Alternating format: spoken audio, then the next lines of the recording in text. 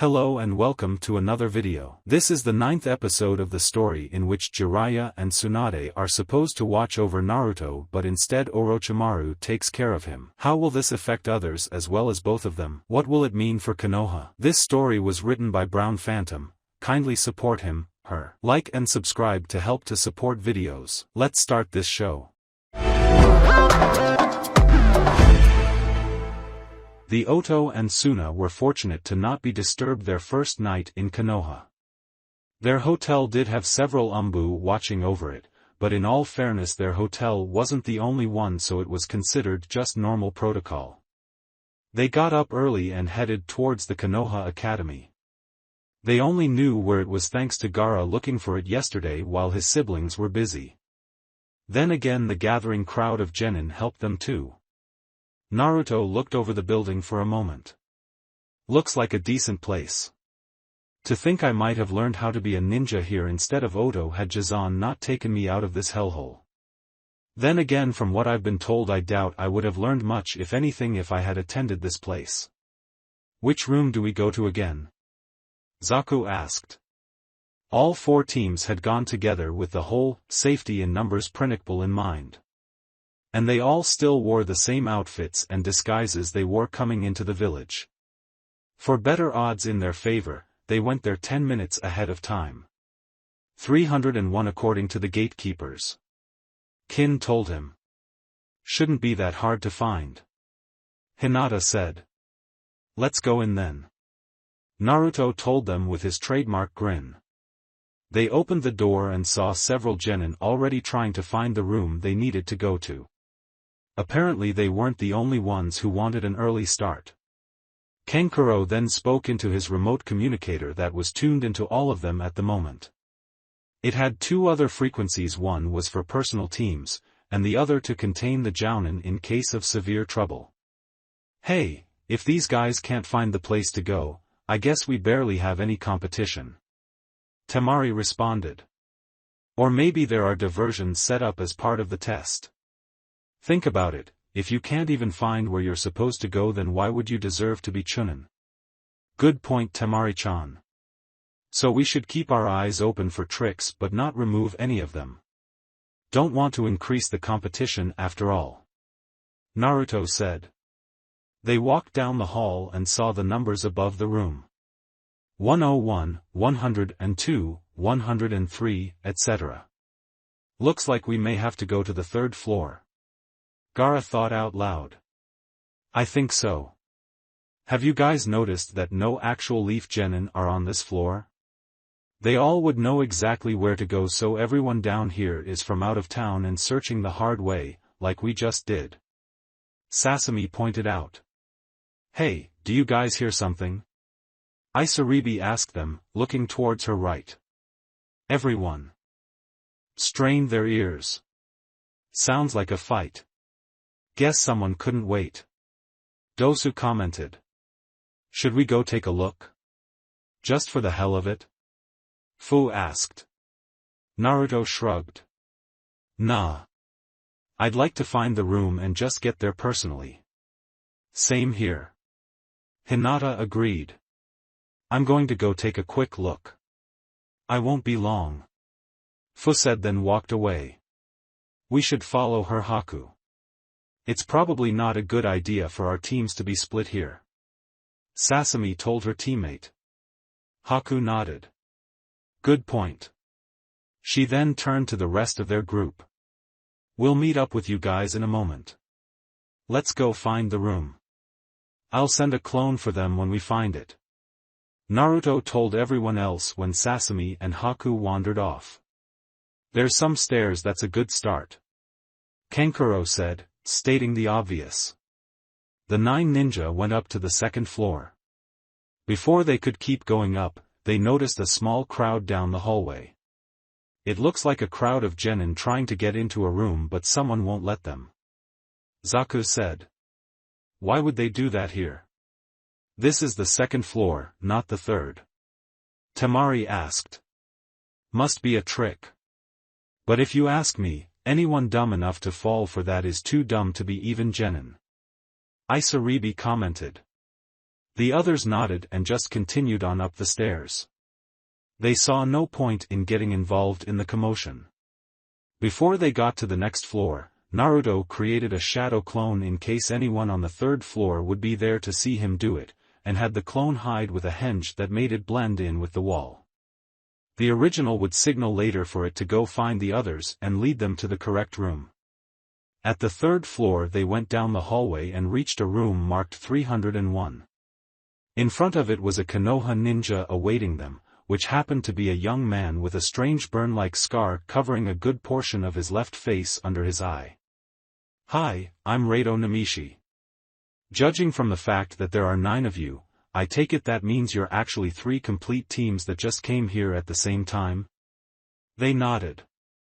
"Good. My job is to ensure that only complete teams come here. Any incomplete teams are prohibited from advancing past this point, as it shows no teamwork skills needed for a proper chunin." "Makes sense," Zaku commented. Rado nodded and handed each of them a small piece of paper. "Go on in. Seating will be assigned, so don't bother getting comfortable with each other. And try not to draw attention to yourselves." The genin opened the door and entered the room. It was crowded with several shinobi of various origins, the most notable places being Konoha, Iwa, Kusa, Taki, Aim, Kyumo, and Kiri. Most of them gave the newcomers the evil eye in an effort to size them up for future competition. Hinata gave the Kyumo nin cautious glances. "How exactly do we know where we're going to sit?" Hinata asked Naruto. He pulled out the paper Rado gave him and saw the number 52 on it. "I guess that's my seat." "Which one's yours?" Hinata checked her own.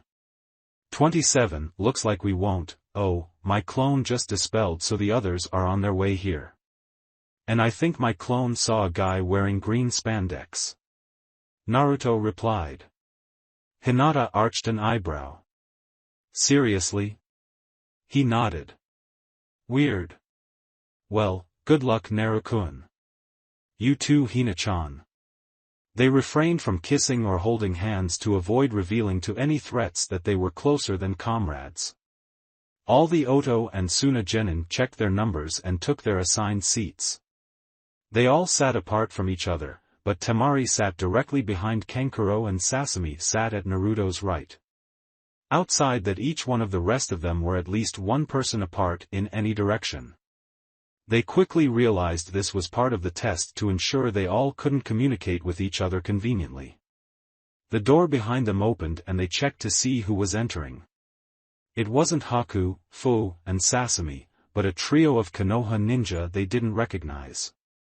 One had brown hair and wore what looked like a trench coat with a high collar, the other had black hair and pale skin, almost making him look like a relative of Orochimaru, and the female member had long brown hair with a purple, white and red dress and a cautious expression.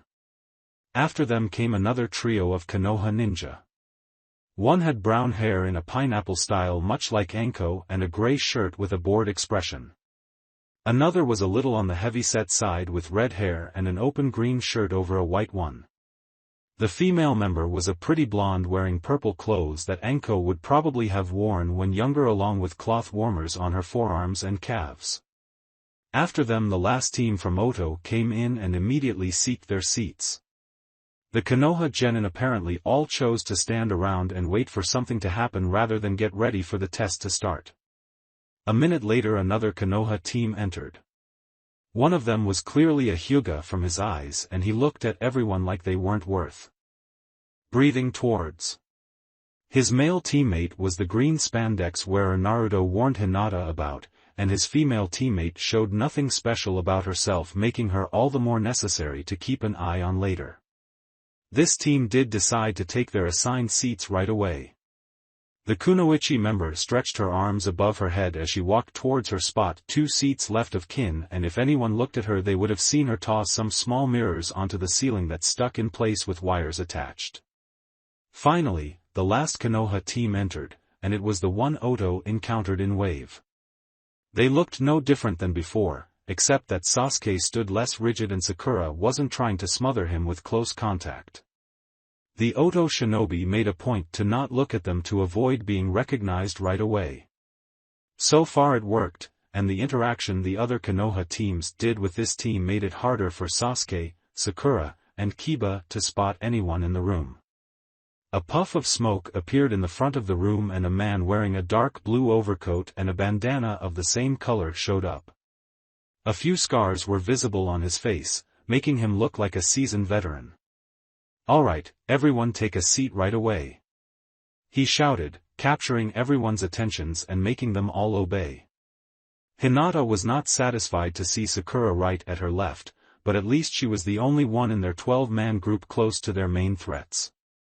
"Welcome to the Chunin exams. May Kami have mercy on you all," the trenchcoat man said with a chuckle, making some of the attendees nervous. "My name is Ibiki Marino and I'm going to be in charge of the first section of the Chunin exam." "First part?" Akusa Nin asked. "Of course. Did you really think that the evaluation process for becoming a Chunin would be done with one test? Not even the Genin test in the smallest hidden village is that easy." Ibiki answered, then returned his focus to the others. "As I was saying, for those of you that are first-timers, we will test you for the various skills a Chunin must possess in various ways, and we do that in 3 ways. This first test will be done here with a 1-hour time limit." With that 2 doors to either side of Ibiki opened and about 20 Chunin from Konoha entered, each holding papers and a clipboard. "These assistants of mine here will give you the tests. Under no circumstances is anyone allowed to start before I give permission or they and their entire team will fail. So, while you're waiting to start, allow me to explain the rules of this test." The Chunin began passing the tests and pencils out all at once to get it done quickly while Ibiki explained the situation. "This will be different than other tests you've taken. For one thing, instead of starting with 0 points and gaining more with each correct answer, you all will start out with perfect scores of 10 and will lose a point for each wrong answer you write down. This test will have 10 questions total and you will have 1 hour to finish it. However, only 9 questions are written down while the 10th question will be oral and have a few separate stipulations with it. At 10 minutes before the hour is up, those remaining in the test will have the opportunity to hear more." The Chunin finished handing out the tests and took seats at the chairs that were aligned against the walls of the room. "And don't let me or anyone here catch anyone cheating. These men and women will remain here with me to keep an eye on you to monitor your progress and try to catch any cheaters. If you are caught cheating you automatically lose 2 points off your total score right away, and if you're caught 5 times, well if you can't do the math let's just say you'll be at 0 and instantly disqualified. And your teammates will be forced to leave the test with you regardless of their own scores." All the genin in the room absorbed these instructions and prepared themselves for this. Ibiki eyed them all and saw some but not a lot were uncertain about their skills in getting far. "Is that clear?" There were no objections. "You may begin, now." Everyone turned over their sheet of paper and started reading the first question. Meanwhile, Anko, Kurenai, and Kabuto were relaxing in a dango shop in Konoha enjoying a snack while their students took their tests. Anko was predictably eating the most. "You know, I actually kind of envy these kids. Getting to take the real test we couldn't," she said with her mouth full then swallowed. "I don't know if you should," Kabuto warned. "I looked into the tests this year as a precaution, and apparently Konoha's top interrogator is leading the first part. So? Why would I care?" Anko, being Oto's top interrogator after Orochimaru himself, wasn't an easily intimidated person. Kurenai meanwhile didn't look too intimidated either as she casually drank some green tea. Kabuto rested his chin on his clasped hands. "Anko-chan, let's just say that from what I've heard from our trusted sources, that if you hadn't studied under Otokage-sama, you would have loved to have been this guy's pupil instead." Anko looked a bit impressed. "Not bad, but no big deal.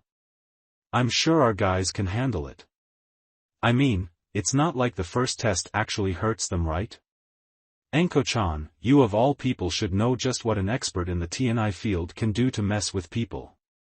Even without actually shedding blood. Kurenai stated.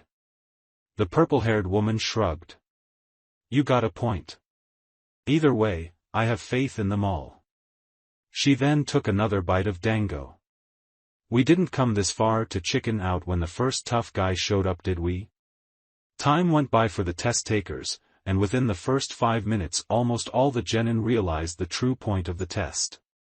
The Oto and Suna genin came to the correct conclusion individually when they saw how difficult the questions were and noted that they were all carefully yet randomly seated apart from each other to make direct contact with each other all the more difficult.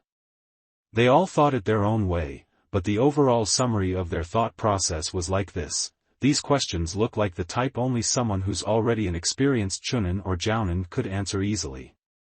I don't think it's possible for anyone to answer these without cheating. Maybe that's the point, since the guy did say we'd only get punished if we were caught cheating multiple times. Think of it like spying on a target. If you're sloppy you ruin the mission, but if you're stealthy enough to get away with it you can do the rest of the job when the opportunity comes. With that, the genin started cheating in their own ways. Gaara made a hovering eye out of sand to let him see the answers already written down and used some more of his sand to silently tell Kankuro and Temari what he found out. Kankuro had carefully gotten his crow puppet mobile and disguised as an extra test monitor early on who was checking on the tests for correct answers, which he'd get from the puppet later. His left hand was under the table moving the puppet while his right hand was writing what he could already answer. Hinata activated her Byakugan but had to apply a genjutsu first to cover the telltale bulging veins. Haku used some movable ice mirrors much like Tenten was doing to see the answers and allow her teammates to as well.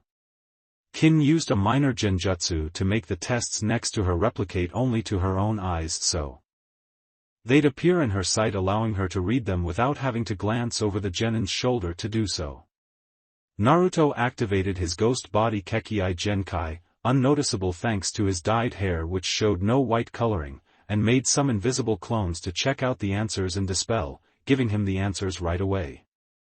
Some of his clones whispered in his teammates' and comrades' ears too. Dosu tapped his pencil on the desk in Morse code to give the answers to anyone able to figure out his message. Several teams were disqualified as time went on, but none of the most notable ones. Kankuro asked for a bathroom break and his disguised crow was the one who handcuffed him and led him away for the sake of keeping him cooperative. In the meantime he got all the remaining answers from his puppet and made a copy of them to give to Temari. Niji used his Jujitsu to find the answers from the other genin while Sasuke carefully glanced at his neighbor's work without his Sharingan to aid him. Kiba had Akamaru glance at the other tests from atop his head and tell him the answers in barks. Shino had his insects fly over the room 1 or 2 at a time and report back to him. Shikamaru answered as many as he could on his own and used his shadow possession jutsu to make Chuji mimic his movements. Sakura just worked on figuring the answers on her own, somewhat oblivious to the test's true purpose, and Ino took over her body briefly to see the answers. Alright, pencils down. Ibiki told everyone. Now, it's time to explain the rules for the 10th question. Listen carefully as I will only say this once. The interrogator's eyes scanned the room as if daring anyone to interrupt, pausing briefly longer than normal to stare at the Otonin. This rule is the most important one of the test. If anyone gets it wrong, then they automatically fail despite the score they already earned. And those that fail will be prohibited from ever being advanced anything higher ranked than a genin for the rest of their lives. Many people gasped. You can't do that. Others have taken the test before and keep trying. One of the Taki Nin shouted out. Too bad for you, because I wasn't in charge of the test those times. This time I am, and what I say goes. Get the 10th question wrong and you'll remain a genin forever. Get it right and you move on to the next round. However, all of you may choose to not answer the question. What? Kin asked in confusion. It's simple. If you feel that your careers are too important to risk, you may choose to sit the 10th question out. If you do, you withdraw from the Chunin exams but are allowed to take them again another time. Maybe then you'll get a more merciful person than me. So if anyone wants to leave now, raise your hand, then you, and your entire team, will be told to leave. Anyone who wants to stay and risk not only their futures, but those of their teammates, keep your hands down. Ibiki answered, adding some ki to unnerve the genins a little while he was at it. Everyone in the room turned their heads to glance at their teammates, as if silently asking themselves what to do. Many of them weren't too confident in their ability to succeed here, so they volunteered to leave while they still could. Some looked nervous but remained in their seats. Naruto surprised everyone he knew by looking like he was raising his hand, only to slam his fist loudly on his desk.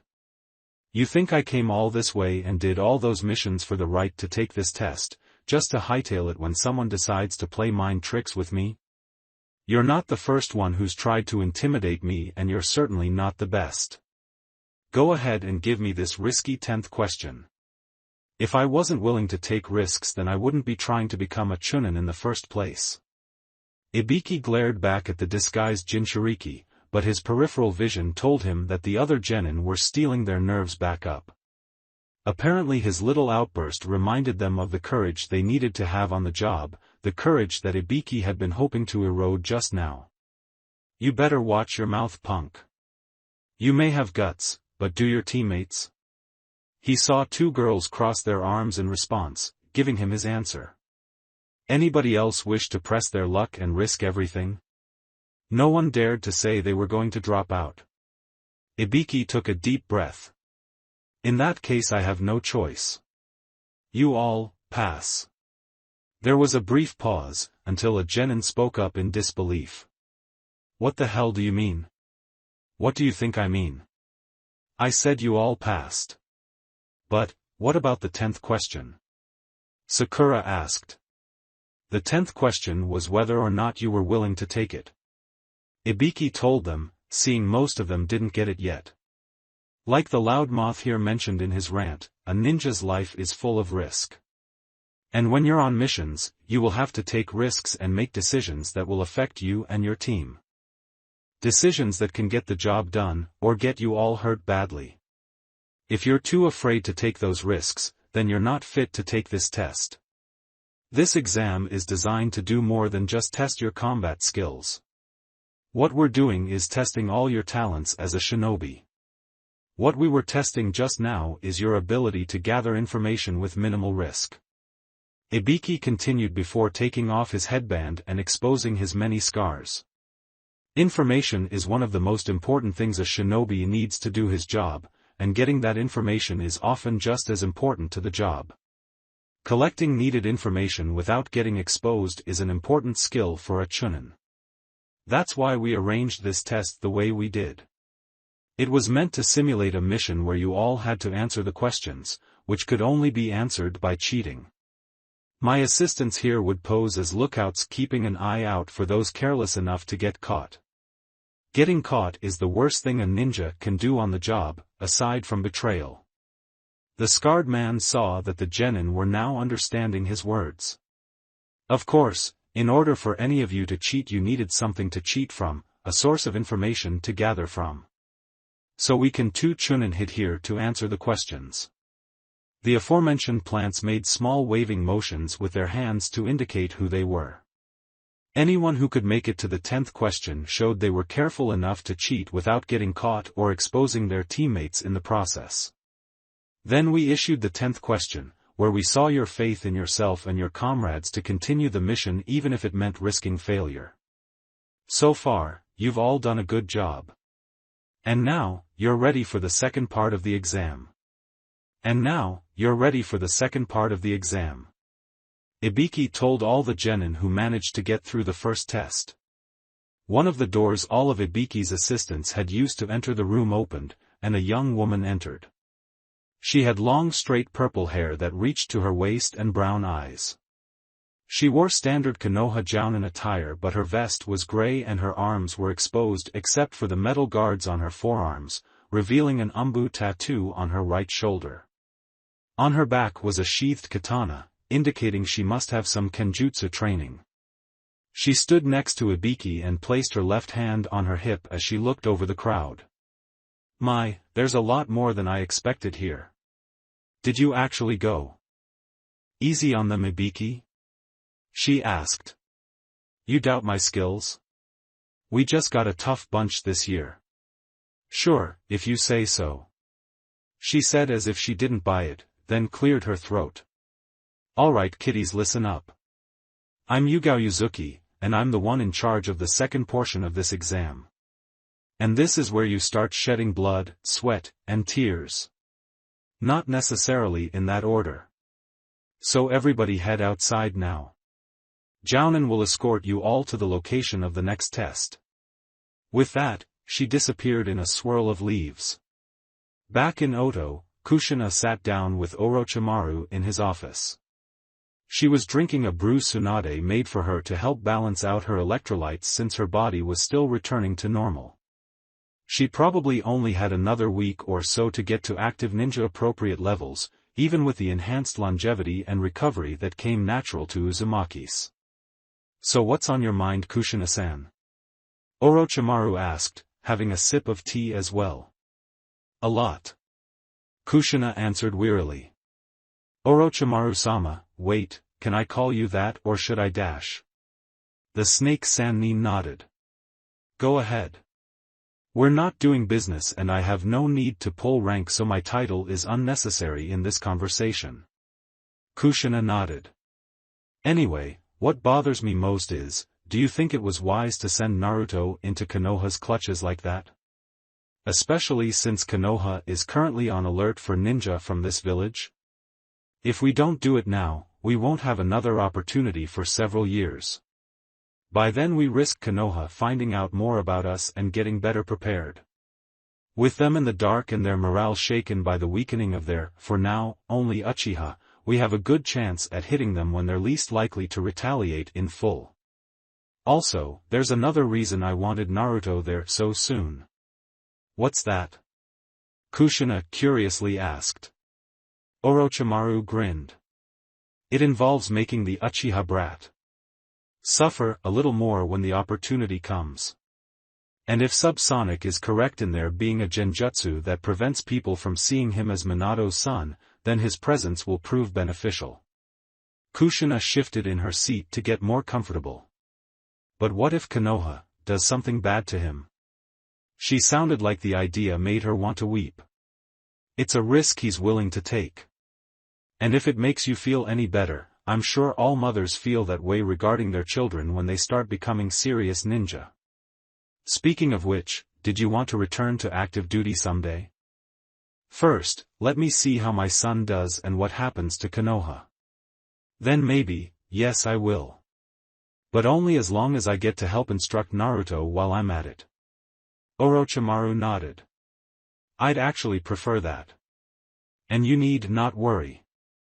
Something tells me that Naruto is going to be just fine. And if an idea I have works out later, we'll all be just fine too. What idea is that? Kushina asked. Just wait and see, Kushina-san. I wouldn't want to needlessly raise your hopes up. The red-headed woman wanted to argue, but the look on the snake Sannin's face told her not to. She sighed and straightened up a bit more. Orochimaru-sama, if this plan of yours to attack Konoha does go through, I have one request. What is that? Kushina looked him right in the eyes, making Orochimaru gasp at what he now saw, and answered vengefully. Let me deal with the old man who started all this. Orochimaru, surprised, turned into a smile. I see. Looks like Naruto wasn't the only one the Kyuubi helped out. All the attending genin were outside and several Konoha umbu led them towards a gated forest with humongous trees. Teams were reunited and whispering amongst themselves in anticipation. Yugao reappeared while standing on one of the poles of the chain-link fence. Below her were several jounin holding stacks of papers. Alright kids, listen up. Behind me is Konoha's training ground number 44, also known as the Forest of Death. Here the best ninja test their skills against the worst things this or any other forest has to offer. Inside there are vicious man-eating animals, big blood-sucking bugs, quicksand pits you'll never see until it's too late, and even some of the plants are out to kill you.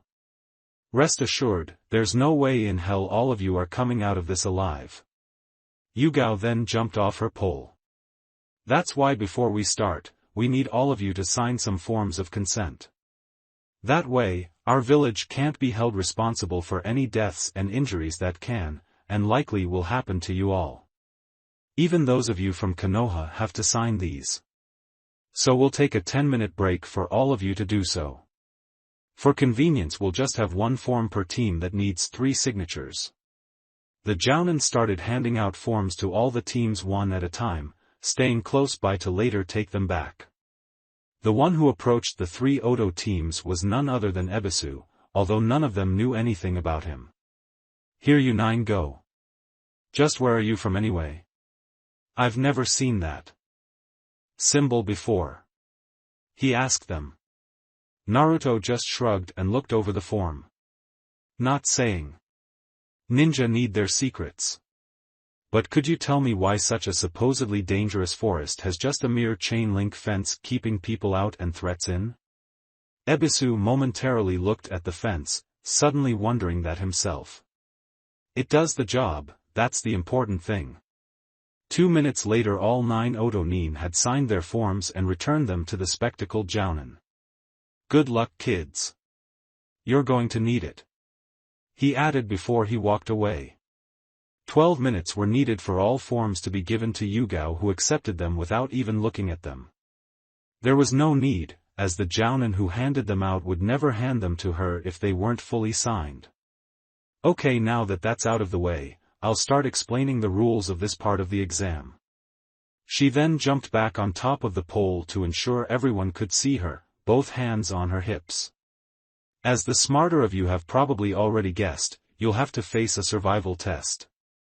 This test however will last 5 days, and once you start you absolutely cannot quit. Just as with missions, you cannot accept then just decide you changed your mind before you finish. There may be some exceptions to that rule but not in this case. Yugao started. You will have 5 days to complete your goal and reach your destination without your Jounin senseis there to keep you in line or cover your backs. Those fit to be Chunin should be able to handle situations like that and know the best way to get the best results. Yugao then pulled out 2 scrolls she had strapped at her sides. One was black and had the kanji for earth on it, and the other was blue and had the kanji for heaven on it. These scrolls are your tickets to the next part of the exam. Literally. Each team will start out carrying a single scroll. Your goal is to acquire the opposite one by any means necessary and have your complete team reach the tower in the center of the forest by noon on the 5th day. Any teams missing a member or a matching set of scrolls will be forbidden entry into the tower and next portion of the exam. And any team can possess the opposite scroll and will fight to keep theirs and take yours from you. She saw several genin look at their teammates and allies as they took this all in. So in short, at most half of you will be able to make it to the 3rd round. But keep in mind you'll not only be facing rival ninja, but the terrain and environment itself at the same time. And you'll have to manage on your own but keep your team cooperative to fully succeed. This is no place to try pulling rank amongst yourselves and trying to feel big. Your lives are on the line, so don't go digging your own grave by doing stupid shit like that. At that time Kiba and Sasuke were practically glaring at each other as if saying, "Don't you dare think I'm letting you be the one in charge." Yugao just kept continuing her lecture, about to finish. So now that you know the objective of this test, here are the rules you need to keep in mind. Do not open the scrolls or you will suffer for it and be disqualified. Do not try to leave the enclosed area for the same reason. Do not come to the tower late or without all your team members. You are allowed to team up with other teams for this test, but all teams need their own set of scrolls to qualify for the next portion. You are to treat this as a real-life situation and mission, so killing is not forbidden, but I don't recommend you go looking for the chance to do it. Other than that, just try to survive. Any questions? Yeah, what do we do about food if we're going to be in there for 5 days? A chubby Konoha genin asked while raising his hand. Live off the land. Many things in the food are edible and the water is drinkable, so you shouldn't worry about starving. And you are allowed to bring provisions. Hopefully you all brought them and first aid with you for this test beforehand along with weapons. You're going to need them. Anything else? A blonde girl next to the chubby boy raised her hand. Yeah. What about hot baths or a change of clothes? Will they be provided? Yugao, many jounin, and several ninja in the crowd groaned in annoyance. What do you think this is? A vacation? Listen very carefully, girl, this is not a place of luxury or a comfortable situation. Your life will be at risk and you will have to fight every day here just to stay alive. Staying clean and well-dressed should be the last of your worries. If you absolutely must prioritize that, then take a dunk in one of the rivers and have the foresight to bring an extra set of clothes. Even so, I pity you as a kunoichi if you think like that. Worry about whether or not you bleed than whether or not you smell nice. Now, are there any serious questions? Naruto raised his hand. Yeah. What happens to a team that reaches the goal before the 5 days are up? Yugao smiled. Now that's a good one. The tower will provide rooms and food and hot water to any and all teams who make it there ahead of schedule. Think of it as a brief break before we get to the 3rd round. You'll be free to do as you please as long as it doesn't break any village laws, and all teams will need to be in the entry room at noon 5 days from now to be considered acceptable participants for the next tests. Anyone else? Nobody replied, so Yugao decided to wrap it up. In that case, just stay there and let the jounin hand you your scroll. Keep quiet about which kind it is and don't even try to take one before you actually get inside the forest. Oh, I almost forgot. There are multiple entrances into the forest and you all will be assigned a gate to enter from, making it that much hard to find enemies and allies right away. So best of luck to you all and make your village proud.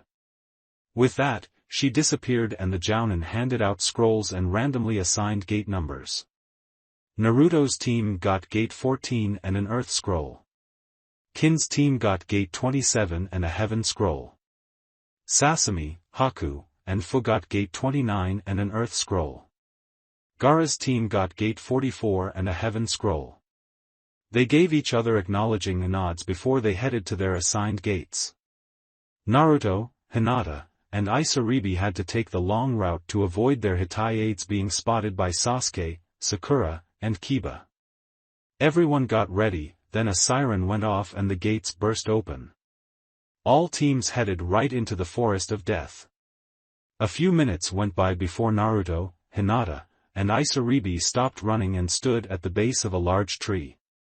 Okay, we need a plan to get through this quickly. Any suggestions? Naruto started off with. We should try to get the other scroll by ourselves first. Isaribi suggested. If people see us with the others all the time, it'll tell them we're easy pickings and maybe we're plotting something together. Well, we are plotting something, but I get the idea and agree. Hinata said with a nod. Then she faced Naruto. Which scroll do we already have again? Naruto pulled it out of his pack. He was carrying it since they decided he was the best choice for keeping it to themselves. An earth one. So we need a heaven one. Why don't we find a Konoha team and take one from them? Hinata asked with a playful smile. It'll be easy for me to find us one. But what do we do when we find one? We shouldn't just barge in blindly. Nor limit ourselves to just Konoha teams either. Isaribi asked. Naruto nodded. Hina-chan, what can you tell us about the nearest teams? Hinata activated her Byakugan and looked around. There are 2 teams nearby, the ones that used the gates on either side of the one we used, and both possess an earth scroll as well. We should avoid them to conserve our strength then, since the fight would be pointless for us and them in the end. But they don't know that, so they may pursue us anyway. Then let's get moving. Naruto replied as he hid the scroll again. The two girls nodded and continued running. Hinata still had her Byakugan on, and soon panicked as shadows appeared above them all. Look out! At the same time, 3 kunoichi ran along the tree branches and planned out their own strategy. So do we fight every unknown team we see and go from there, or scout them first to see if they're worth the trouble? Fu asked. Scout first, obviously. Haku answered. Why would we do it the other way? That's just reckless. Sasami added. We'd have the element of surprise then and eliminate most of the competition that way. Fu explained. But only if we won each time. Sasami countered. You're forgetting our group have a Jinchuriki with a sneaky Kekii Genkai, which gives us a huge advantage. Fu responded with a grin. A Jinchuriki? How nice. Let's see how tough you are, girly. Some unknown, unseen man's voice said from out of nowhere. Crap, we're being ambushed. Sasami said as she drew out a bladed gauntlet she strapped onto her right hand and forehead and came to a stop. Fu pulled out a dagger and Haku grabbed some senbon as the 3 got back to defend themselves from whoever had overheard them. Meanwhile, Kin, Zaku, and Dosu were trying to avoid a thick cluster of thorn bushes by jumping from tree to tree above them. So what's the plan? Zaku asked. I say we should try to get to the tower quickly to avoid most of the traps here and handle any other teams that try to assault us along the way. Kin suggested. No way, that's no fun. We should go find someone and take their scroll from them, then go to the tower. Dosu countered. I agree. I want to have some fun while I can. Your idea is just stupid, Kin. Zaku added. No, I'm trying to be realistic.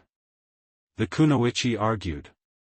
In case you haven't noticed, this is hostile territory and we don't exactly make the best assault-style team. Your idea of charging head-on in will cost us a lot. Our best chance lies in a sneak attack. Like if we surprised someone already on their way to the goal. The 2 boys were silent for a moment. Okay, that's smarter than I gave you credit for, but it just sounds so boring. Zaku commented. Kin turned her head to give her teammate an irritated look. We're not here to have fun, Yubaka. Doesn't mean we can't. Lighten up, Kin babe. Stop calling me that. Kin all but shouted. Dosu kept to himself but also kept his focus on his surroundings.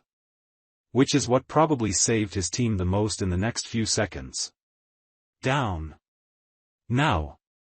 He told his teammates as he descended to the base of the giant tree. What the? Kin and Zaku asked themselves, then got their answer in the form of a giant fireball approaching them from the front. Temari, Kankuro, and Gaara were running across the ground and, being the slowest of the 4 allied teams, were behind all the others distance-wise. Fortunately they were in a relatively open area, so they had hospitable terrain for now. Being desert-based shinobi, they knew they had a big disadvantage in the forest, especially against any Konoha teams. So we agree to find one of the Oto teams as quick as possible so we can back each other up? Temari asked her brothers. Oto was more experienced in these environments.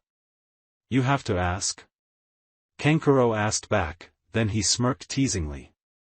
You know, if you want to hang around your boy toy some more, you can make a better excuse than that, Nasan.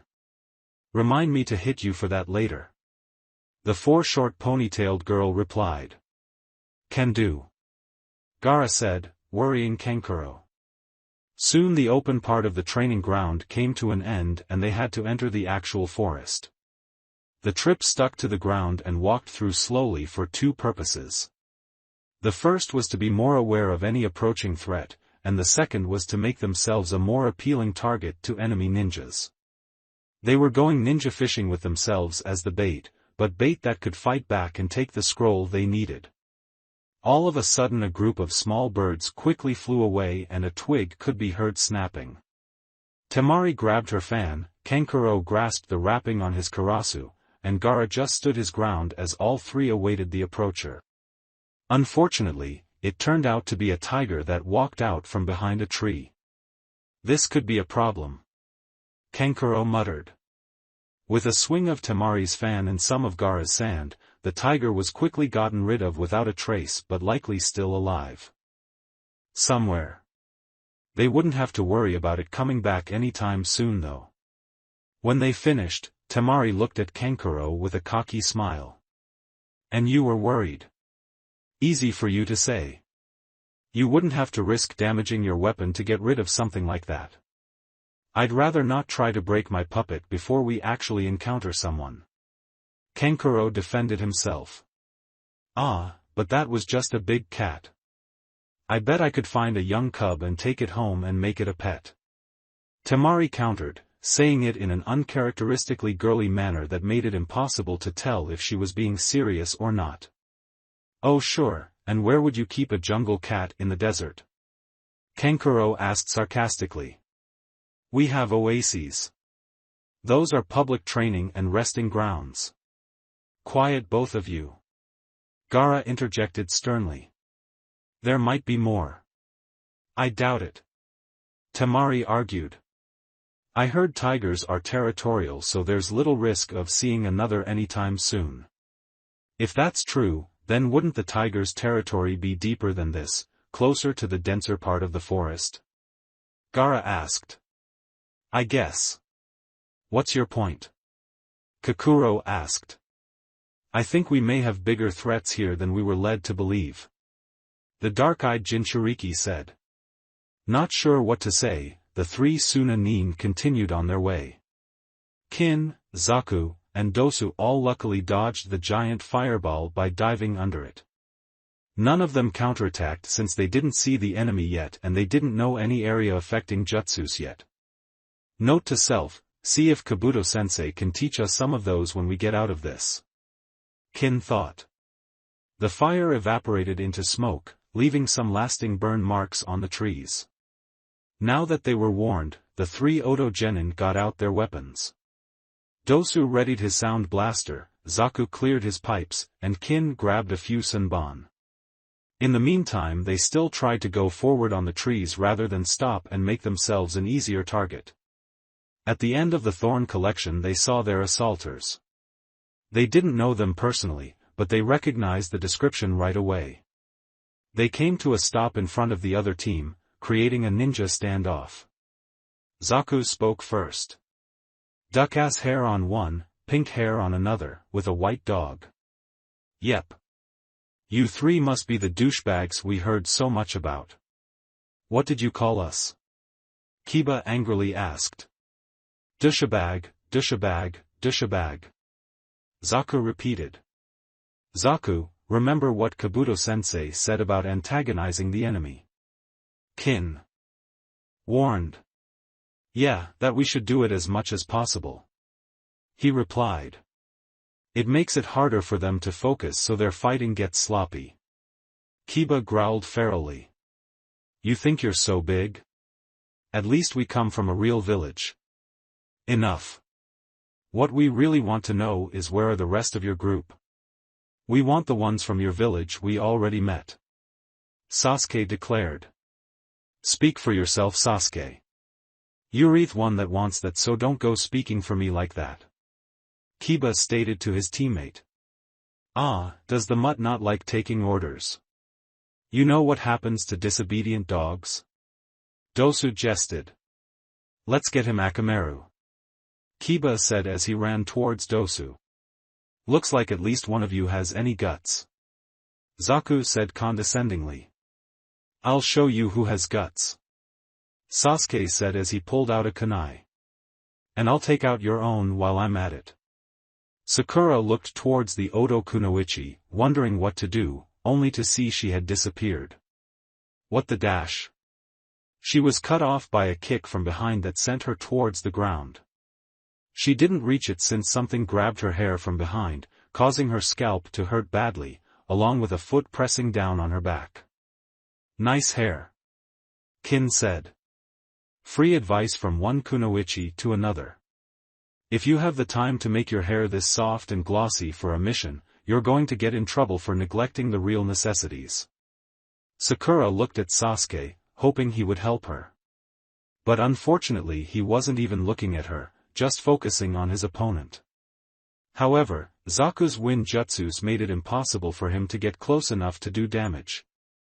And the Uchiha's fire techniques were just blown away from their target. Kiba and Akamaru weren't doing much better themselves against Dosu's Melody Gauntlet. Sasuke-kun, help me. She silently pleaded. Shadow Clone Jutsu. In a split second, a dome of Naruto's was made to protect the original along with Hinata and Isaribi from whatever was coming at them. What is it? Isaribi asked. Leeches. Giant leeches. The size of big dogs. Hinata answered. Isaribi looked confused. That can't be. Leeches can't get that big, and even if they did they'd be too heavy to move or breathe outside water, let alone climb into trees that high. Tell them that. Hinata replied hostily. Girls, my clones can't last much longer. Let's go. Naruto said, revealing a gap between his clones they could use to leave. A few clones dispelled and it looked like the giant leeches were after the people with real blood. So the three genin got away quickly. Seriously, those leeches weren't normal. Something has to be going on here. Isaribi continued. So what do you think? Hinata asked. I'm thinking this place has traps already set up by the locals. I don't think we're facing just natural obstacles here. Konoha does not want many of us to pass this test. Remember that woman was surprised so many got through the first test. And said at most half of us would pass this one, but she said it like she didn't believe that would happen? So you're saying this test may be fixed to be more dangerous than it should be on its own? Naruto asked. Well, leeches are by nature aquatic animals, so why else would they be in treetops? The swimming enthusiastic asked, but her teammates gave no answer. Hinata, who still had her Byakugan active, saw something of interest right then. Never mind that now, we should probably go north-northeast now. Why? Naruto and Isaribi asked, even though they did turn that way with her. One of our guys may need some help. Sasami, Fu, and Haku jumped out of the trees and landed on the ground to dodge a cluster of kunai thrown at them from whoever spotted them. None threw their weapons, waiting to see the target first. The target landed in front of them, revealed to be a trio of men from AIM wearing beige jumpsuits with longer than needed sleeves and breathing masks. Oddly, one of them had one eye covered while another had both eyes completely covered. Nice, 3 girls. That's something you don't see every day. The AIM nin with both eyes visible said. Careful. One of them is a Jinchuriki apparently. The cycloptic AIM nin added cautiously. Then we better subdue her first. Won't Leader Sama be pleased to have one so soon? Fu didn't like the sound of that. Fortunately they don't appear to know which one of us it is. But me just mentioning it should make me their first guess. Haku did a set of hand signs and the air suddenly got colder.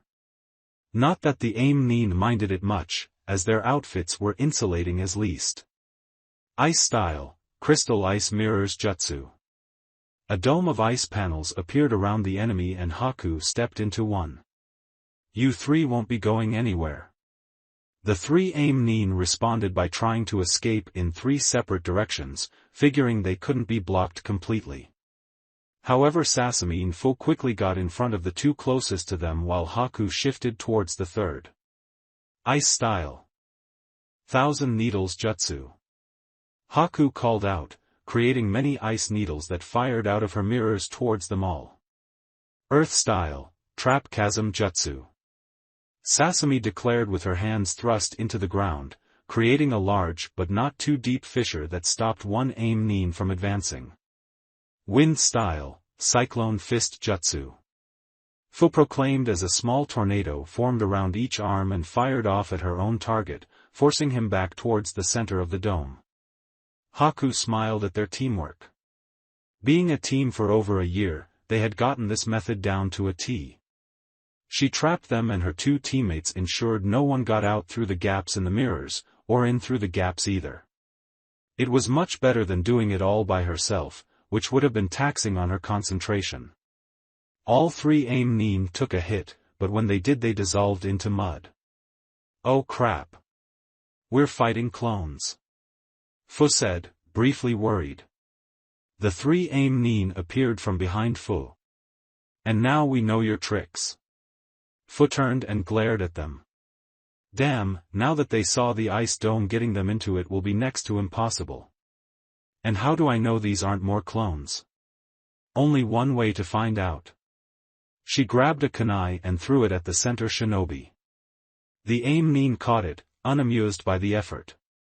He was about to snidely retort, until he saw the lit paper bomb attached. Fu meanwhile dashed inside Haku's ice dome for safety and the bomb exploded before the catcher could drop it.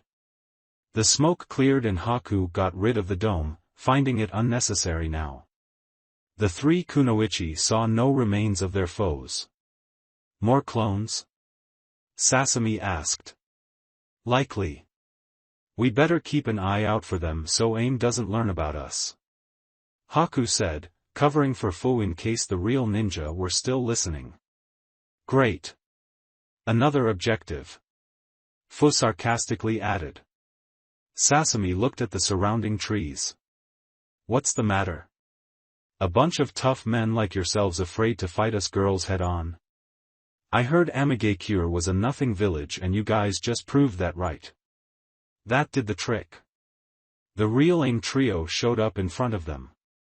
Alright girlie, now you're in for it. The one-eyed one moved first, his baggy sleeves hiding his hand signs before he slammed his palms on the ground. Earth style, mud flood jutsu. A huge wall of mud rose and then rushed towards the girls like a sort of horizontal avalanche. Unable to counter, the kunoichis dodged by jumping onto the low branches of the trees. Fu threw two more kunai with paper bombs attached but the targets dodged that and joined them in the branches. One of the aim Nin moved his sleeves to reveal a senbon launcher and fired it. All three girls used their kunais to deflect them but Sasami took 2 hits in her left thigh. Ice style, 1000 needles jutsu. Haku countered with, but got a few more hits. She and Sasami threw a few shuriken while Fu vanished. The aim Nin blocked them and looked cocky even with their faces covered. Ha! And you said our village was pathetic. Yours has to be even worse. The one-eyed one mocked. Haku and Sasami looked at each other and nodded. Thank Kami for Naruto-kun's twisted mind. Haku said to her teammate. Sexy jutsu costume version. The two girls shouted together before transforming. Haku became an adult version of herself but blonde and wearing a kinky nurse's outfit, guaranteed to raise a patient's blood pressure, and Sasami become an adult brunette wearing a black catgirl costume with a belled collar, posing like a happy kitten. The men looked at them strongly for 5 seconds before they all had nosebleeds, even the one with no visible eyes. They tried to turn away to save what blood they had left and avoid drowning inside their masks, but realized they were exposing their backs and turned to face the girls again. This time, to their relief and disappointment, they were back to normal. And 3 seconds later Fu reappeared and nodded at her teammates. The lead aim Nin looked ready to do something, but a strong burst of wind from behind knocked him and his teammates out of the tree and face first in the dirt. Haku, Fu, and Sasami were spared the brunt of the force, and knew why the instant Temari showed up on one of the remaining branches. Hi you three. Need a hand? The Suna blonde asked. It couldn't hurt. Sasami answered as she removed the needles in her leg. Down on the ground, Gaara and Kankuro were already handling the aim Nin. Actually, Gaara stood back for a moment, letting his brother get a shot in because the Suna Jinchuriki would take all the fun if he did anything first. Kankuro didn't have the time to analyze his opponents since they were swaggering to their feet, recovering from Temari's surprise attack. Acting on instinct, he wrapped his Karasu puppet and attached his chakra strings. He made it fire a stream of poison-tipped Senbon from its mouth, hitting the two nin with covered eyes. Why are they blinding themselves in the first place? He briefly asked himself. The Oto Kunoichi trio and Temari softly landed on the ground by the men, ready to keep fighting. Gaara raised his right hand in an open grasping fashion. Sand coffin. Sand he already had scattered on the forest floor before Temari attacked rose up and engulfed the bodies of the AIM shinobi. Then he closed his hand in a tight fist. Sand burial. The mounds of sand compressed themselves, crushing the trapped people inside with hundreds of pounds of pressure per square inch. Thanks a lot, Gaara. Now neither of our teams can get their scroll and get out of here quicker. Kankuro complained. Fu smiled and pulled a scroll out of her pocket. Already got it. Haku-chan and Sasami-chan provided the distraction I needed to sneak it out of their pockets. It's a heaven scroll, by the way. The one we need. Damn, we need an earth scroll. You three keep it then. We'll find another. Temari said. Good luck. See you at the tower. The Kunoichi said before they parted ways with the Suna group, who went out hunting again. Kin, Zaku, and Dosu were still busy with the efforts made by Kiba, Sasuke, and Sakura. Sakura finally did something by cutting off the hair that Kin had been holding and got away, but now she was primarily on the defensive. Sasuke was holding his own but not as much as he wanted to, and Kiba with Akamaru was giving everyone a challenge once they did their Fang over Fang combo. Dosu and Zaku wisely decided to switch opponents, as Zaku could handle two targets better than Dosu could. Kiba and Sasuke thought little of it as they still had someone to defeat and, in their minds, easily get to kick the other's ass once they finished the current one in front of them. Sakura and Kin faced off against each other, the pinkette in a defensive stance with a kunai and the brunette in an offensive stance with several senbon, both waiting for the other to move. Sakura suddenly felt a sharp sting of pain in the back of both knees, instantly making her fall down as if kneeling. What the dash? She asked and felt for the problem, finding a senbon in both her knees. How did you? The Kin in front of her faded into nothing. A clone? The real Kin kicked her on the back, making her opponent land on her face.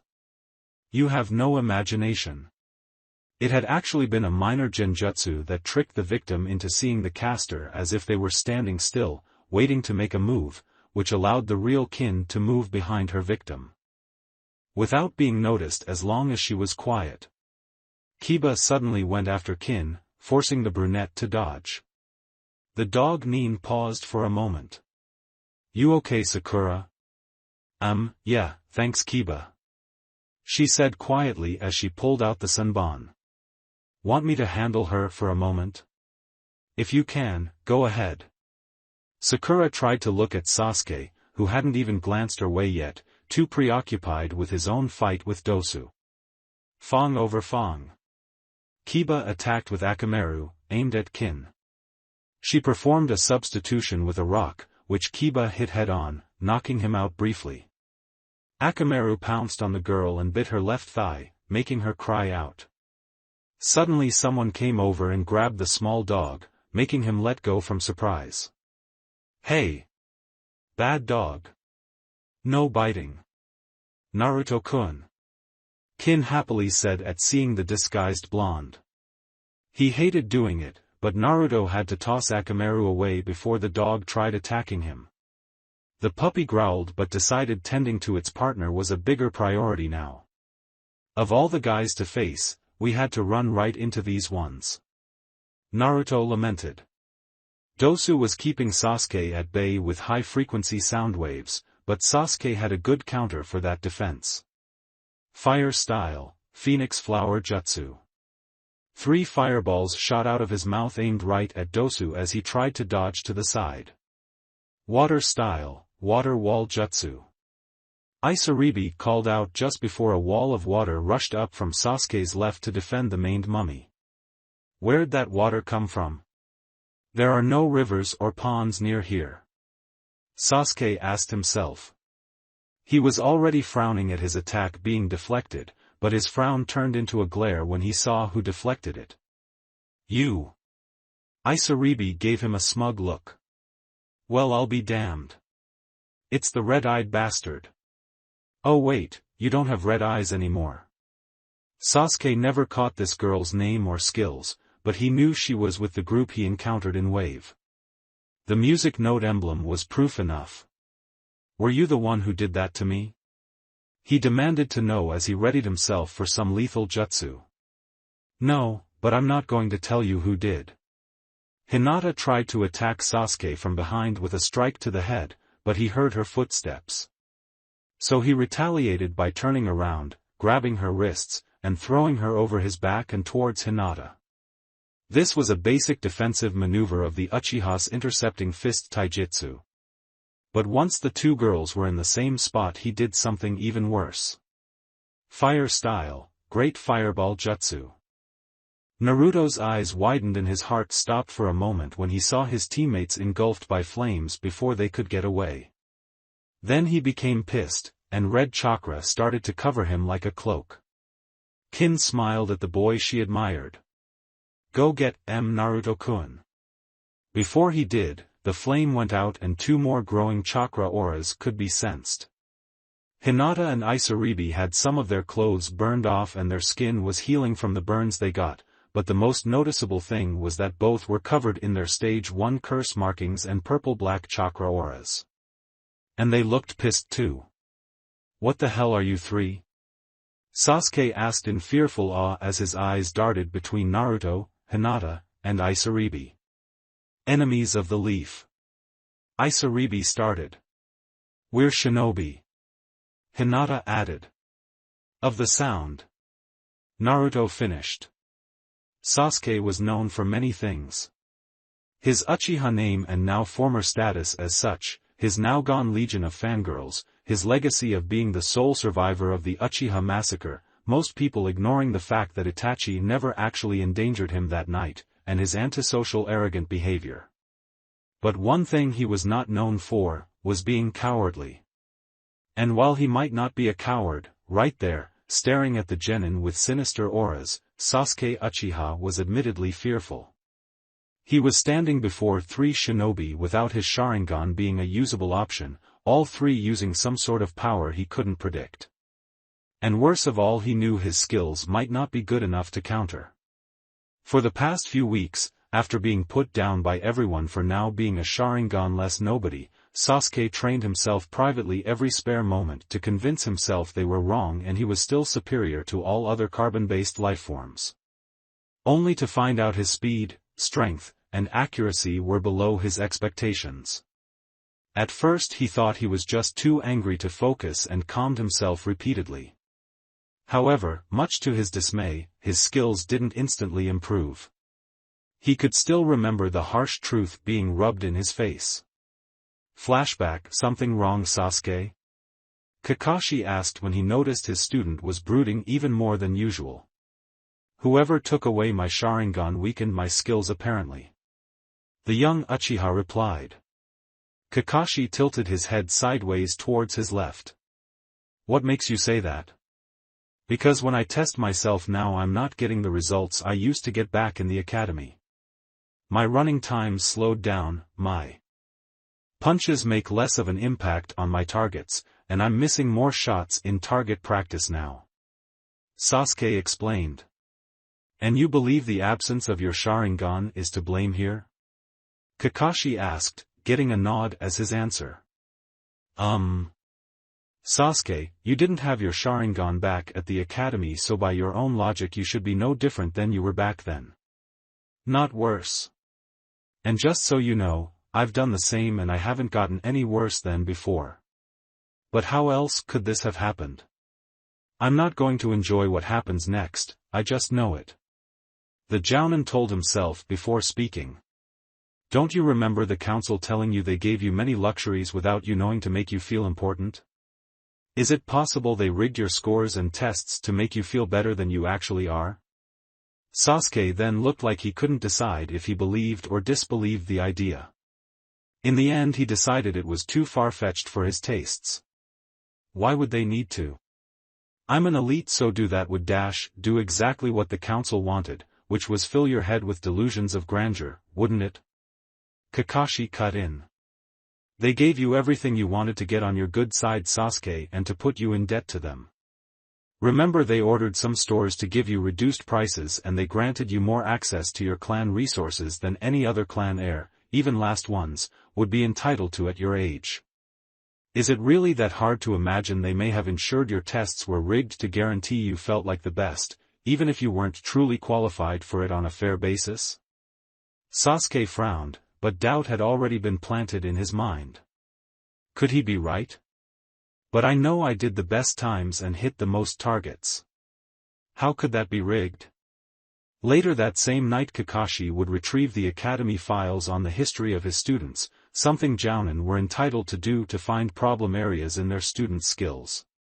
After he got them, he stopped by Sasuke's apartment to show him the contents of his own file of achievements. Sasuke was shocked and insulted. What the? Whenever I came in first in the runs and obstacle courses, they reduced the time recorded to make me sound faster? And the taijutsu instructors were instructed to take a dive whenever it was my turn if they wanted to keep their jobs? Huh. The targets for target practice had special magnets inside them that only worked with a jutsu the teachers used when it was my turn. Guaranteeing a hit each time?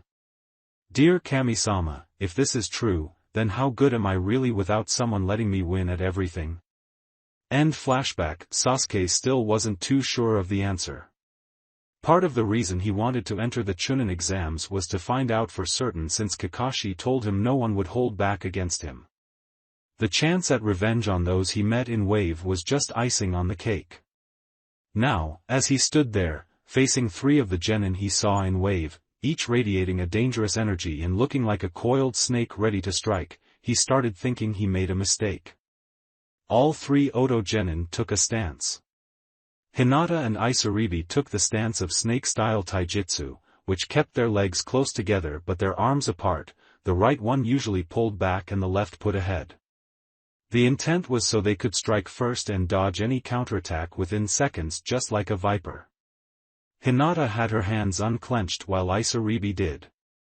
Naruto meanwhile took Jiraiya's toad-style stance instead, where his legs were bent outwards and his right hand was on the ground in front of him with his left hand in a ready fist. The intent was to wait like a toad for the enemy's first move, then retaliate. The 2 girls were the first to attack, with Naruto settling for keeping the Uchiha's teammates from coming to his rescue or attacking the other Oto team. It wasn't too hard, as Sakura was scared shitless of the sight before her, and Kiba, now recovered from his hit, was too confused to know what to do with 3 glowing enemies.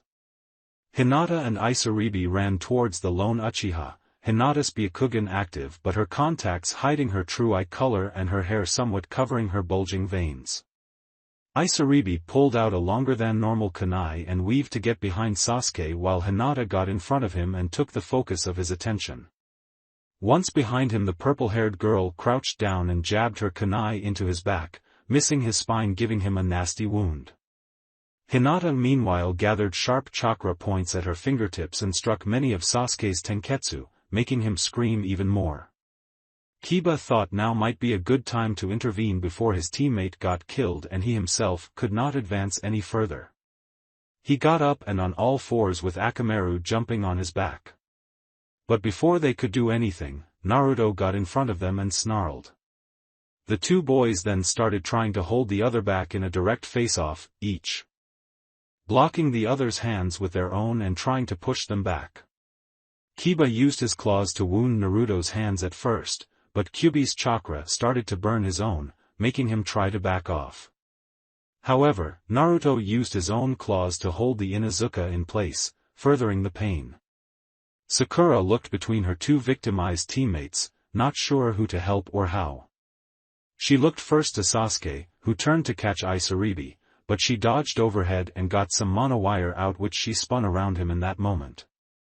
It was easy since Hinata's fighting style made him slower than normal, and now that he was almost completely immobile, the Byakugan wielder could use this rare opportunity to attack every tenketsu on the human body, front, back and side rather than just the front. Acting on impulse, albeit delayed, Sakura got up to rush over and fight the other kunoichi. Unfortunately she was blocked by Kin, Zaku, and Dosu. Kin kept making glances towards the power-radiating Naruto though for a moment. He's so hot right now. If I wasn't so certain Hinata would kill me for it, I'll try seducing him once this was over. Don't count us out just yet. Zaku said as he flexed his hands. Sakura reacted in the only way she could see that would give her team the best results. If I give you guys our scroll, will you and them leave us be? The three Oto Genin shared a look. That depends on what it is. Dosu answered. Sakura pulled out her team's Earth Scroll. Since Sasuke and Kiba couldn't agree amongst themselves, she took it upon herself to do it instead. Zaku smirked. Perfect, we need that one. Thanks Pinky. He said as he took it. Then you'll leave us be? Sakura asked. We will, but we can't promise our comrades will. Kin replied. Ignoring Sakura's shocked expression, the brunette kunoichi calmly approached Naruto, who was still struggling against Kiba and Akamaru, who was trying to bite the Jinchuriki's ankle off it seemed. She brushed the puppy aside with her foot and leaned in to whisper in her love interest's ear. We got their scrolls, so try and finish things up here quickly if you can. Okay Naruto-kun. Then she quickly kissed his cheek, figuring Hinata wouldn't notice. Then she and her teammates left. Naruto chose to do as the girl said and end this right away. He let go off Kiba, allowing the dog Nin to back away and fan his burnt hands for a moment. Then he ran up to him and punched him right in the jaw, sending him flying and crashing into a tree head. First, Akamaru wisely decided to leave this enemy alone now. Naruto admired his handiwork for a brief second. It's a shame he went down. He might have been a good challenge, had I actually given him a chance to fight back. Then he turned to see how two of his confirmed 8 girls were doing. It looked like they were doing well, as Sasuke was face down on the ground but still breathing and they both stood over him ready to dish out more pain. Good job girls. I'm glad you didn't kill him. I'd really like to though. Hinata said, not sure if it was the curse mark's influence or not. Why can't we? Isaribi asked. Because I promised a certain someone we wouldn't. At least not yet, unless he killed one of our own. Naruto answered, his red chakra cloak fading away. He came awfully close with you too, but not close enough. So we gotta let him live for now. And who did you promise? Isaribi asked the disguised blonde. Subsonic. They've got something special planned for this guy later on, if you catch my drift. Hinata nodded. Ah, that makes sense. So what now? Isaribi asked. This. Naruto said before making his hand glow with green chakra, and he placed it on Sasuke's face after he turned the boy over. Sakura watched in wonder. What are you doing? The Jinchuriki didn't even look at her as he answered. You and everyone else will find out in a month or two. If he lives that long, that is. Finished, he stood straight up again. The others got their scroll, so we should move on. They nodded, and then jumped into the trees, heading elsewhere. Naruto-kun, why did you use a healing jutsu on that jerk? Hinata asked, she and Isaribi making their curse marks recede. It was Jisan's idea. Remember how thanks to what I did in Wave that guy can't use his precious Sharingan for 2 more months. When he gets it back, that's going to let Konoha know that my ability to take away their bloodlines is only temporary, which will make them less afraid of us. So how do we deal with that? Ji-san came up with the idea to do a jutsu for show, with unknowing witnesses around, that would let the Uchiha and everyone else in Konoha think someone gave him back his Jujutsu. Wait. So you're saying that you did that just so when the seals fade and he gets his eyes back he'll think it wasn't supposed to happen on its own? He'll think the only reason he got it back is because you gave it back to him, rather than it being a time thing? Isaribi asked. Naruto nodded. Yep. His teammate will tell him I did some kind of jutsu to his face, his eyes come back in time if he lives that long, and no one knows the real reason why. Making Oto look like it has total control over the bloodlines of other villages. I like it. Hinata commented. Me too. Someone else said as they caught up to the three genin. Sakura, now able to move her legs without them trembling, came over to check on her teammates' well-being. He appeared dazed and out of it with blood pooling underneath himself and many small bruises on his skin, but that was it. Oh Sasuke-kun, she said with a few tears as she pulled out her first aid kit. She turned him over so she could see his back and tend to his wounds. She tried to pull up his shirt but he ineffectively swapped her hand away. Don't even think about it. But how else am I supposed to patch you up? Sure, that's how it'll start. Then you'll get eager to see and do more and I'm in no mood for that. He irritably claimed, clenching his teeth in an effort to bear the pain. Healing you is a bigger priority Sasuke-kun and you need my help. She replied matter-of-factly. Sasuke tried to sternly look at her as she unfurled some gauze. No I don't. I can handle this myself. Go help out the mutt if you feel you must touch a guy now. He was somewhat surprised to see the kunoichi give him an annoyed look rather than a diligent one. Fine. If you've got the energy to argue then go ahead and treat yourself. But know this Sasuke-kun, I'm still one of the few people in this village that treat you as someone special. Do you really want to turn me away too? She got up and headed towards Kiba rather than await Sasuke's response. In all honesty Sasuke actually did want Sakura to treat his wounds, if only to conserve his own strength and have someone who could get a better look at his injuries do the job. But his Uchiha pride demanded he not just let her do it, rather he deny so she'd insist and go ahead only to get it done. He did not expect her to decide to let up like that. Could even she be losing respect for me, like the others? He asked himself, not sure if he should like the idea or not. Ah, Subsonic, what are you doing here?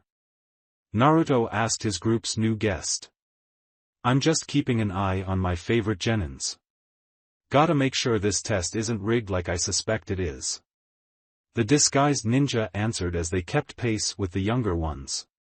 Rigged? Isaribi asked. Subsonic nodded. Yeah, I have a feeling that Hokage-sama decided to set up this test in a specific way once he found out Oto was joining. Part of it is to test the new village's strength, and the other is to see if it's directly responsible for what happened to their last Uchiha. That doesn't sound too bad. We can handle that, right? Hinata commented. It gets worse.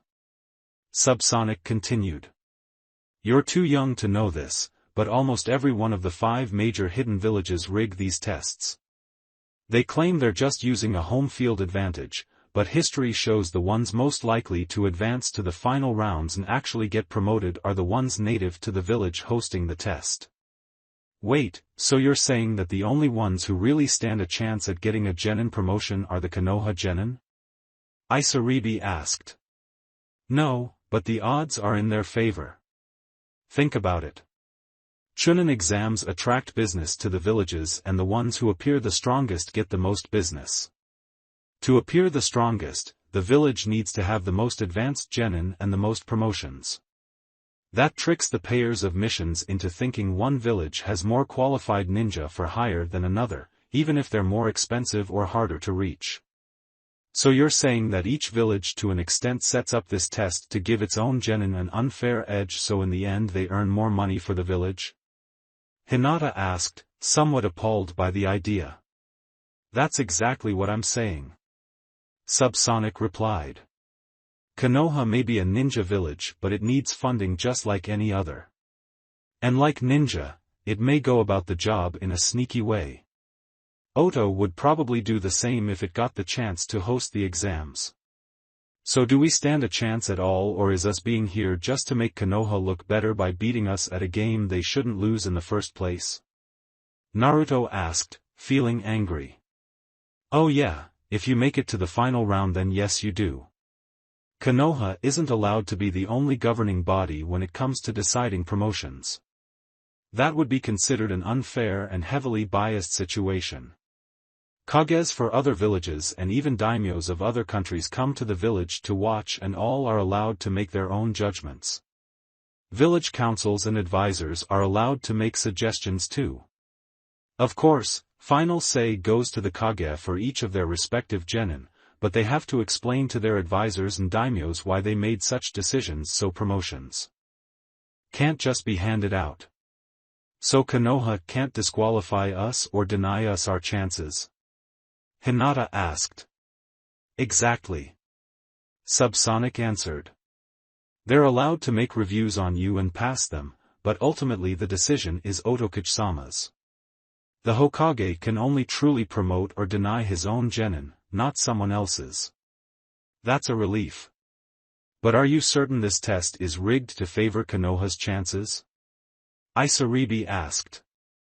When you get to the finals, or even some sort of preliminary in the chance that happens, check how many participants are from Konoha and how many aren't. Then you'll see. Until then, I better get going before anyone notices I snuck in here. Good luck. Oh, and before I forget, thanks for sparing Sasuke's life, Naruto. Subsonic said before departing. Naruto, Hinata, and Isaribi didn't find anyone else for the rest of the day they had to fight off. When it came time to stop for the night, Hinata found them an open area they could climb into underneath the roots of a large tree. Naruto took the first watch, allowing Hinata and Isaribi to get some sleep. Also, his many bloodlines should be enough to counter the efforts of any last-minute attackers. Now, hours later, it was time for a shift change. Both girls woke up, tested for any genjutsus that may have been used in their sleep by someone, and Naruto came inside so one could take his place. Okay girls, who's next? He asked. How about Hinata? Isaribi asked. Said girl gave her teammate a dour look. And why should I? Because it's still dark out. With your eyes you'd have an advantage over me, who can't see that well in the dark. The purple-haired girl explained. The pale-eyed girl didn't look like she bought it. If you can see underwater, I'm sure you can handle the low-light vision of night. Yeah, but we're in dangerous territory here, so we need to use the best advantage we got. Like your eyes. Isaribi replied. Why is she getting so defensive all of a sudden? This isn't like her, but I know it's not someone under a henge.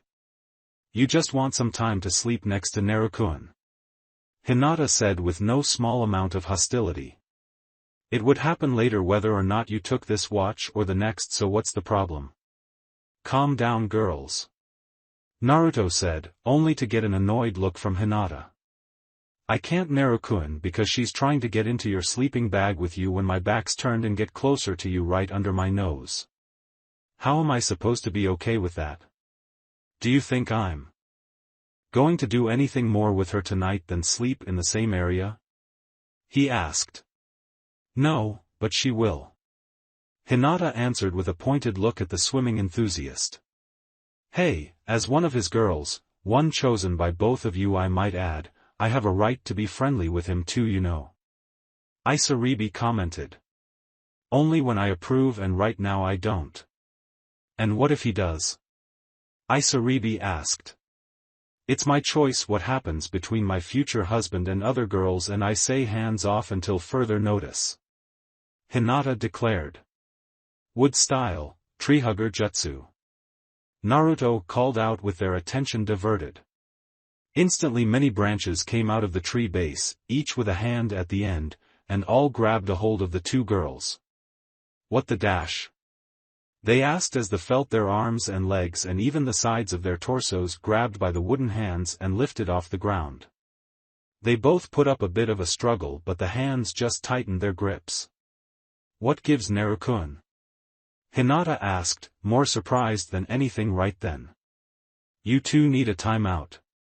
Especially you, Hinata. He answered, trying not to look mad but clearly not looking happy either.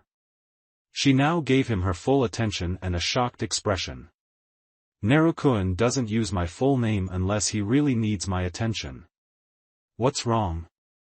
Did I upset him? Seeing they were listening, Naruto said more. We're in enemy territory now. The enemy is outside these walls, we don't need to turn against each other like this.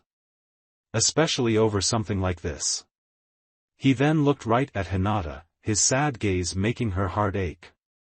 Hinata, lately you've been acting a bit possessive of me. I know I promised that you'd be my real wife, but you're not acting like the girl I fell for. You're acting like you're a little kid being told to share their favorite toy when they don't want to. And I'm that toy. He's got a point. Isaribi said to herself, afraid to voice any thoughts right then since this was mostly between the two of them. Hinata didn't say a word, so Naruto continued. The girl I fell for wasn't a possessive person who regarded me as if I was wearing a sign that said, property of Hinata, hands off until further notice. The girl I fell for wouldn't keep me on a short leash like I'm going to run away first chance I get. The girl I fell for would instead trust me. I do trust you, Naruto-kun. Hinata countered with a few tears being released. It's just, how am I supposed to be special to you? When I'm just 1 out of 9? He took a step closer to her. Do you really think I'd treat you like you're just another girl to me? But you said you'd treat all the others as good as you'd treat me. She added. How will I be different than them if I don't reinforce the fact that I'm the alpha girl of the group? Naruto sighed. You don't have to prove anything to them, Hina-chan. Isaribi-chan and the others already know you're the alpha girl, so to speak, and from what I've seen they're not trying to take that away from you. Isaribi-chan was just stating a fact moments ago. At this time of night you do have a visual advantage over her. And even if she did try to sleep right next to me, it's not like I couldn't tell her no or we'd do anything intimate if I did allow her to stay. He's right, you know. Isaribi told Hinata. Naruto made it so the ensnaring tree arms lowered Hinata a bit to allow more leveled eye contact between the two. He then got closer so he could wipe away her tears. Hinata, I don't want to lose you, but, if you keep acting like this, then I'm afraid we won't work out. Hinata could actually feel her heart start to break. Tears practically poured out of her eyes. No, Naruto-kun, anything but that. I love you. I can't bear to lose you like this. Please let me keep being your girlfriend. I love you too, Hina-chan. But you need to learn to share me. I'm sorry, but that's our situation.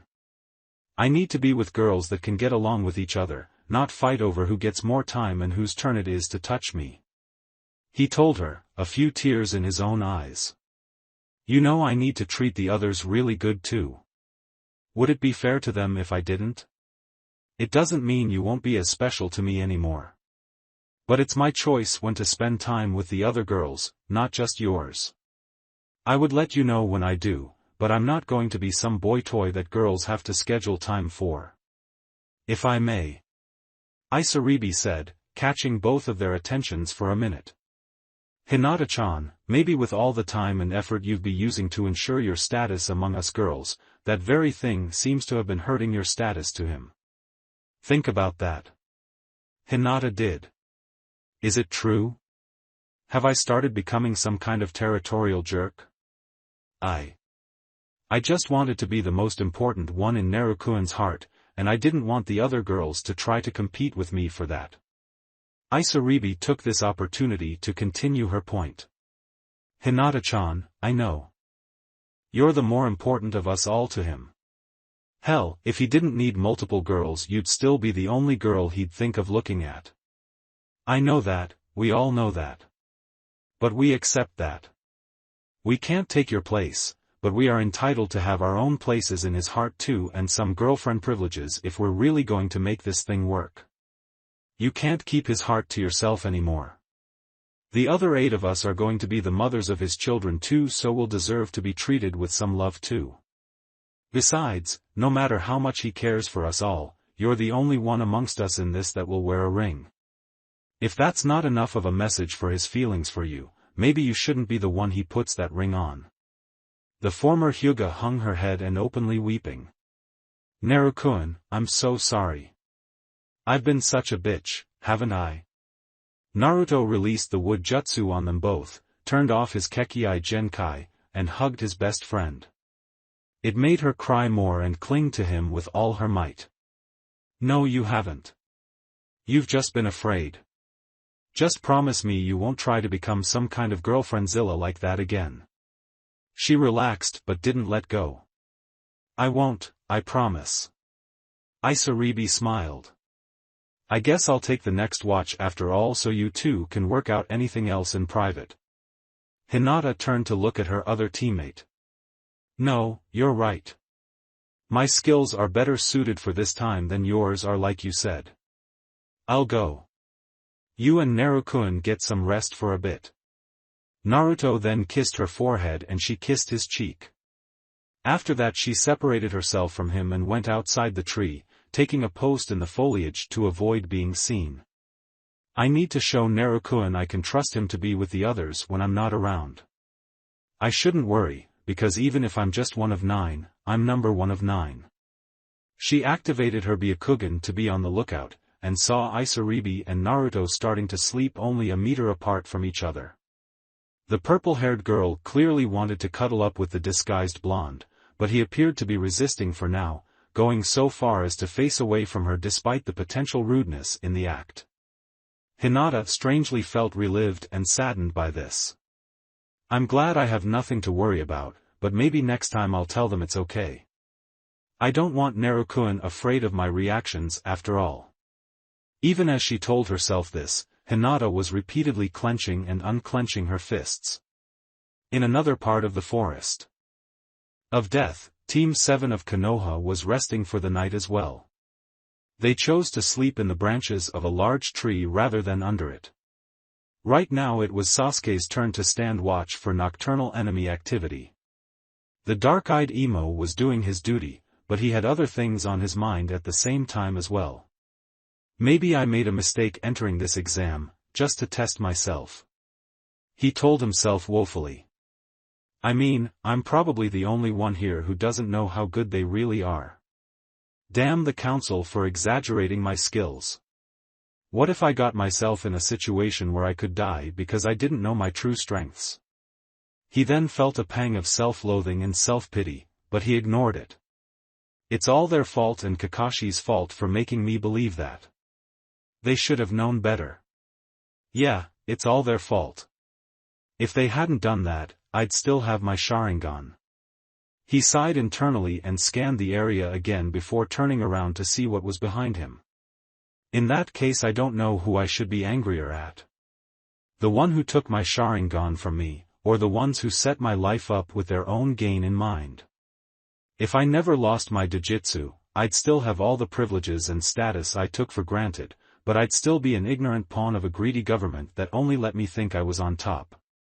That thought triggered a new train of thought that made his whole body jerk in shock for a moment and his eyes widen at the mere prospect of it. Wait.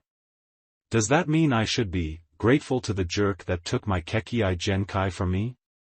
Is it better to be privileged yet ignorant, or humbled yet aware of the truth? I don't think I like either. While Sasuke pondered his options, his Kunoichi teammate was doing the same thing in her sleep. Sakura, once adamant in her decision to pursue her goal, was now torn between two choices to make. She could either continue to pursue Sasuke, her odds greatly increased without any other rival to compete against now, or ditch him and find someone else to take an interest in, like her aunt told her to. Sasuke-kun needs help and a caring friend in these hard times for him. But when I tried to be, he wasn't interested. But I've always tried that and never thought about any other boy, because Obasan always told me he was the only one worth thinking about. I even ended my friendship with Ino so I could get Sasuke-kun like Obasan told me to do. She said we would have to fight over him someday anyway, so it would have been better to not have that kind of bond to interfere with my chance of victory. But now Ino's not interested, which makes me the best option for Sasuke-kun, but he's just being more distant. Her mind continued to ramble as she shifted from sleeping on her left side to her right.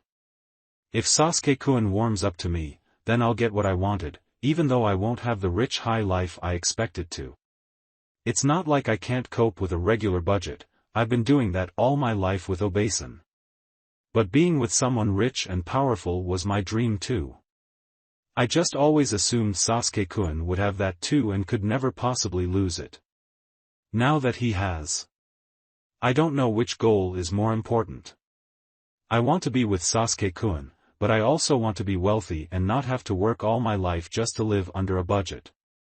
Which do I choose to pursue the most? In her dream Sakura heard two voices, neither of them inner Sakura. The first was the voice of Sasuke, who said, "I'm an Uchiha, dammit. The elite of the elite of the elite. Even the richest daimyo isn't as important as the poorest Uchiha. You really want to throw me away when the odds are almost entirely in your favor?" The second was the voice of her aunt Natsumi, who said, "He's nothing but an empty wallet and a limp dick now. Men are supposed to spoil women rotten and now he can't, so what good is he to you? Ditch him and find some other clan heir to swoon over. Don't piss away your chance to bag a loaded wallet." The internal yelling was starting to give the Pinkette a headache. It was understandable, as those two and their ideals had pretty much been the only two she had ever really listened to and considered important enough to follow. Sure, she obeyed the Hokage and academy teachers when they gave orders, but to Sakura, the true power figures were and always had been Sasuke and Natsumi. But now that the two sides no longer said the same thing, she felt torn between them.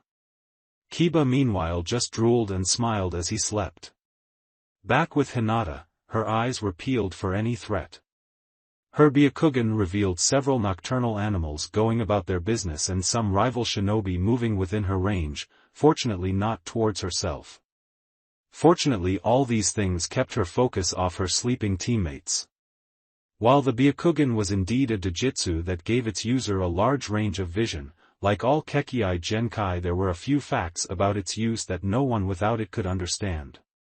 One such fact was that the wielder couldn't truly see everything around themselves like others claimed.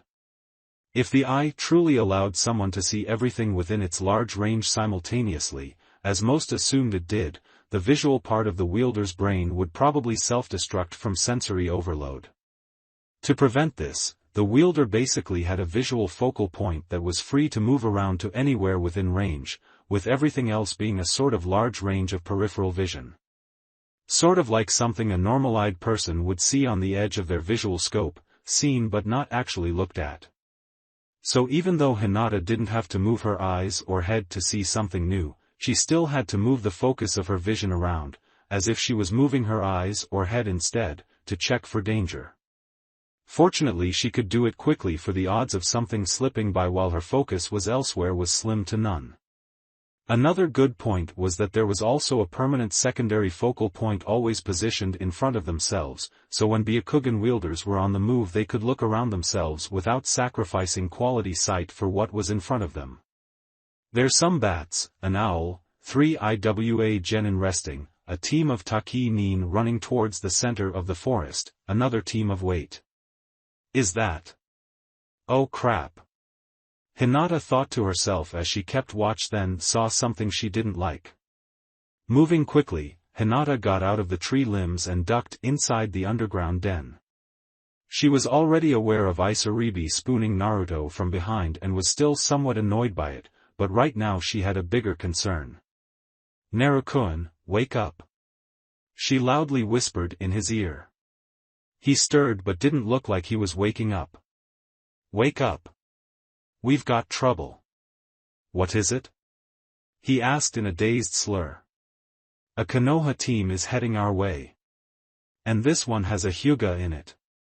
That jolted Naruto to full awareness. He could see the problem right away. If Hinata's Byakugan saw this genin and could tell they were a Hyuga, and was this worried about it, it could only mean one thing: the Hyuga saw her too and could see a foreign ninja had their bloodline. Since Isaribi was still asleep, Naruto just hoisted her onto his back. Let's go then. Hinata nodded and both left their hideout, immediately heading for the branches to jump through. Hinata reactivated her Dojutsu. He's still on our tail. He definitely sees me and isn't looking happy. He's accompanied by a girl with some scrolls in her pockets and a guy in a green jumpsuit and a rather small chakra system. How do we lose him? Naruto asked. What about if you use your unbloodline to make me no longer have the Byakugan for a time? Long enough to throw them off. Hinata suggested. No good. Konoha's already on a witch hunt for anyone with the unbloodline. If they see that, it's like painting a big bullseye on our team. Naruto countered. Damn, you're right. How about gravity control? Good enough for me. Hang on. Naruto told her, only to get her to clamp onto him on his front side. I didn't mean literally, but I won't complain. Naruto then activated his gravity control Kekii Genkai, briefly worried what that showed the pursuing Hyuga, and took to the air with his teammates in tow.